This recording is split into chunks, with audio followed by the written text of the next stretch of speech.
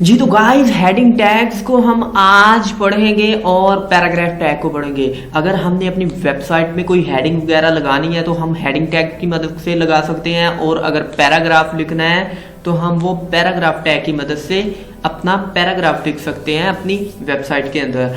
There are 6 type of heading in HTML। HTML के अंदर 6 तरह की हेडिंग होती है। Headings are defined by H1। अब हेडिंग को अगर हमने डिफाइन करना है तो H टैग लगाना पड़ेगा। अब ये 1 क्या है ये मैं आपको आगे बताऊंगा। H1 to H6 टैग्स, यानी कि अगर हमने हेडिंग 1 डालनी है तो हम H1 डालेंगे, हेडिंग 2 डालनी है H2 डालेंगे, हेडिंग 3 डालनी है तो H3 डालेंगे। अब ये हेडिंग 1 2 3 4 5 6 क्या है ये मैं आपको बताता हूँ अभी। H1 being the highest or most important level. H1 जो है ना ये मोटी किस्म की, गाढ़ी किस्म की और बड़ी सी हेडिंग है, और H6 है ना जो ये लोएस्ट यानी कि ये पतली सी हेडिंग है। अब ये कैसी दिखाई देती हैं मैं आपको प्रैक्टिकल करके दिखाऊंगा, थोड़ा सा इंतज़ार करें, सब्र करें। अब थोड़ा सा और समझ लें आप। H1 क्या है? Would represent the title of the story. अगर हमने किसी स्टोरी का टाइटल लिखना है ना तो हम वो किस टैग के अंदर लिखेंगे? H1 टैग के अंदर। H2 क्या है? Would represent the title of each chapter. अगर आप उस स्टोरी में कोई चैप्टर्स वगैरह बनाते हैं तो उसका आप वो टाइटल जो है वो H2 के अंदर लिखेंगे। H3 would represent subsection of each chapter and so on। समझ तो गए ही होगे आप। अगर फिर भी समझ नहीं लगी तो आगे हम प्रैक्टिकल कर रहे हैं ना, उधर आपको समझ लग जाएगी। पैराग्राफ टैग को भी देख लेते हैं कि क्या है पैराग्राफ टैग। मैंने पीछे भी आपको 2-3 वीडियोस में आपको पैराग्राफ टैग की एग्जांपल्स दिखाई हैं, फिर भी मैंने कहा कि पैराग्राफ टैग जो है आपका पीछे ना रह जाए, आपका छूट ना जाए। तो HTML paragraph is defined by the P tag. इसे हम P टैग से डिफाइन करते हैं। P स्टैंड फॉर पैराग्राफ, और ये देखें ये है हमारे पास P टैग, और ये P टैग क्लोज हो रहा है, बीच में हम कोई भी कंटेंट वगैरह लिख सकते हैं। तो चलिए अब अपने नोटपैड प्लस प्लस में चलते हैं और प्रैक्टिकल करते हैं। जी तो गाइस आ गया हूं मैं अपने नोटपैड प्लस प्लस में। तो हमने सबसे पहले अपना बेसिक स्ट्रक्चर लिखना है अपनी वेबसाइट का। तो अपनी वेबसाइट का बेसिक स्ट्रक्चर लिखने के लिए आपको सबसे पहले HTML का टैग डालना पड़ेगा। उसके बाद हेड के अंदर हम क्या डालते हैं? टाइटल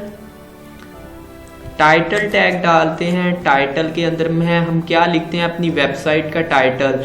फॉर एग्जाम्पल मैं होम लिख देता हूँ अपनी वेबसाइट का टाइटल। तो टाइटल को हम क्लोज भी करेंगे बैकस्लैश के साथ। बैकस्लैश के साथ मैंने टाइटल को क्लोज कर दिया। अब हेड को क्लोज करेंगे, ये हेड को भी क्लोज कर दिया। उसके बाद हम क्या लिखते हैं? अपनी बॉडी टैग के अंदर हम क्या लिखते हैं? अपनी वेबसाइट का जो भी कंटेंट वगैरह होता है वो हम सब कुछ अपनी बॉडी टैग के अंदर ही लिखते हैं। मैंने बॉडी टैग को क्लोज कर दिया। अब हमने क्या करना है कि हमने आज पढ़ा था हम हेडिंग्स को आज हमने पढ़ा था। तो H1 हेडिंग क्या है? H1 हेडिंग क्या है? जब हम लिख देते हैं दिस इज हेडिंग 1।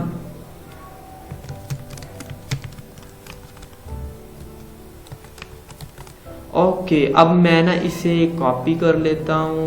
पहले सिलेक्ट करता हूँ, फिर कॉपी करके पेस्ट करता हूँ 6 टाइम।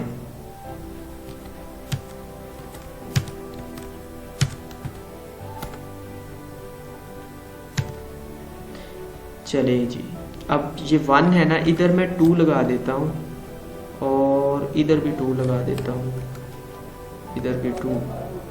ठीक है, इधर मैं 3 लगा देता हूँ। मैंने आपको सारी हेडिंग्स समझानी है कि हेडिंग्स दिखाई कैसी देती हैं। इधर 4 और इधर भी 4, इधर 5 और इधर भी 5, इधर 6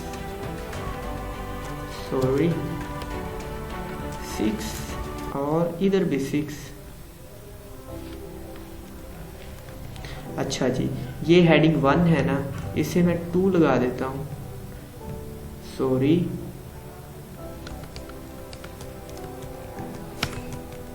2 3 4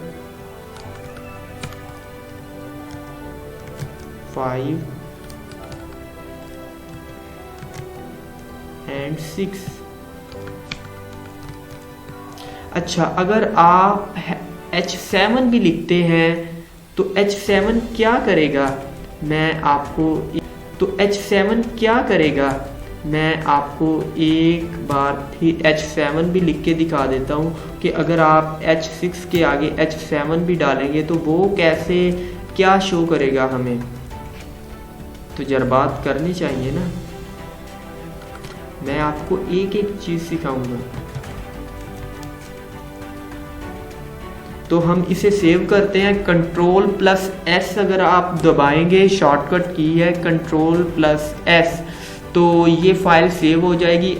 आप ऐसे भी सेव कर सकते हैं, आप फाइल में जाएं, सेव एज पे क्लिक करें और आप इधर कोई भी नाम वगैरह दे दें। मैं दे देता हूँ headings.html। इसे सेव करते हैं। सेव जैसे ही मैंने किया, अब मैं अपने फोल्डर में जाता हूँ दोबारा HTML के फोल्डर में, और जैसे ही मैंने ये हेडिंग की एक्सटेंशन दी तो हमें ब्राउज़र का आइकॉन हमें दिखाई दिया। मैंने एज जो माइक्रोसॉफ्ट का ब्राउज़र है, ऑफिशियली ब्राउज़र है, मैंने वो डिफ़ॉल्ट ब्राउज़र किया हुआ है, इसलिए मुझे इसका आइकॉन दिखाई दे रहा है। आपको क्रोम का भी आइकॉन दिखाई दे सकता है, तो इससे आपने घबराना नहीं है। मैं इसे ओपन करता हूं तो ये देखें, ये है हमारे पास हेडिंग 1, ये है हमारे पास heading 2, heading 3, heading 4, heading 5, heading 6 and heading 7।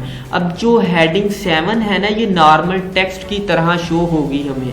ये देखें, हेडिंग 6 जो है वो ज़्यादा छोटी है, हेडिंग 7 जो है वो हेडिंग 6 से बड़ी है कुछ। तो हेडिंग 7 जो नॉर्मल टेक्स्ट की तरह हमें शो होगी, और ये जो हेडिंग्स हैं आप देख ही चुके हैं कि कैसे ये काम करती हैं। अब पैराग्राफ टैग की तरफ चलते हैं कि पैराग्राफ टैग हम कैसे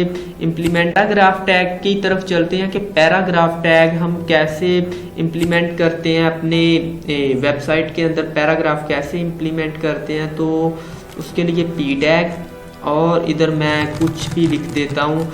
इस वक्त मेरे पास कोई भी पैराग्राफ नहीं पड़ा, तो मैं बेढंगे अल्फाज का पैराग्राफ लिख देता हूँ। तो मैंने इस पैराग्राफ को अब क्लोज करना है, पैराग्राफ टैग को यूजिंग बैकस्लैश। तो मैंने इसे क्लोज कर दिया। सेव करते रहें, Ctrl+S दबाते रहें और अपनी फाइल्स को सेव करते रहें। अब मैं फिर बैक जाता हूं और वो फाइल मेरी ओपन है ऑलरेडी पहले से, तो मैं रिफ्रेश करता हूं अपनी इस वेबसाइट को, तो ये देखें ये पैराग्राफ आ गया। गाइज, आई होप आज की वीडियो आपको बहुत अच्छी लगी होगी। आज हमने क्या देखा, आज हमने हेडिंग टैग्स को देखा, कितने तरह की हेडिंग्स होती हैं उन्हें देखा। ये आपको एक मैंने बहुत अच्छी सी एग्जांपल करवाई थी, उसकी तो आपको समझ लगी होगी, ये वाली स्टोरी वाली। उसके बाद पैराग्राफ टैग को देखा विद एग्जांपल, विद प्रैक्टिकल। तो आई होप आज की वीडियो आपको अच्छी लगी होगी। अगर अच्छी लगी है तो वीडियो को लाइक करो और चैनल को सब्सक्राइब करो। मिलते हैं नेक्स्ट वीडियो में।